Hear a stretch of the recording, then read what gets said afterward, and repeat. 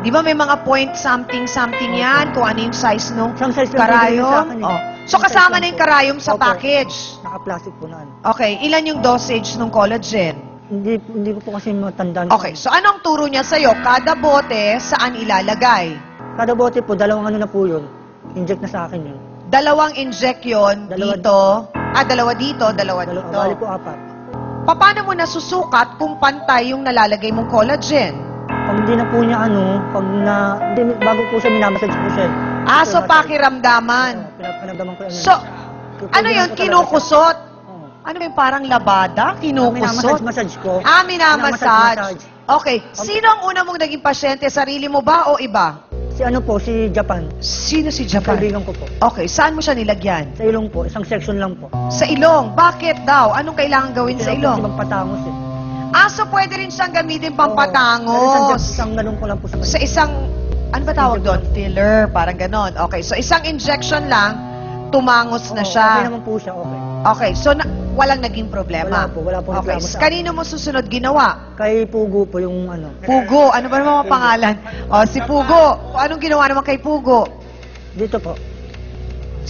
Dito, sa cheekbone, sa pisngi, tsaka sa baba. Bali, So bakit sa baba? Anong kailangan sa baba? Para, Kasi magpalagay ng ano eh. bakit naman yung ibang may baba, gusto patapyas ang baba? Yung wala namang baba, magpapalagay ng baba, patawarin. So pagkaturok mong ganon, anong susunod na gagawin? Yun, sabi ko sa kanya, pag huwag siya magbabasa, pinaalala ko sa kanya. Oo. Ganun. Yun ang mga binibilin mo. Huwag magbabasa, bakit? Kasi po baka mamaga. So, naging maayos yung kay Japan at kay Pugo, di ba? Sino ang sumunod mong customer doon? Sino yung Jana Yun na nga po yung napag-alaman namin siya ay medyo hindi naging maganda ang resulta sa kanya? Alam ko po may iba po kasi iba pang nag-ano sa kanya eh. May iba pa pong gumawa sa kanya. So, ang singil Hindi mo lang ako. niyan, yung lahat ng yon package na 5,000. Oo. Tapos sinasabi niya 14,000. Kapal ang mukha niya. Pero hindi, ang sinasabi kasi ni Jana, kaya siya umabot ng 14,000 kasi kasama pati yung kanyang behind. Nagpagawa rin ba siya nung kanyang likod? Dito po, tinulok ko lang po. Ilan ang tinurok mo doon? Dalawa lang po. Para ano po. Okay.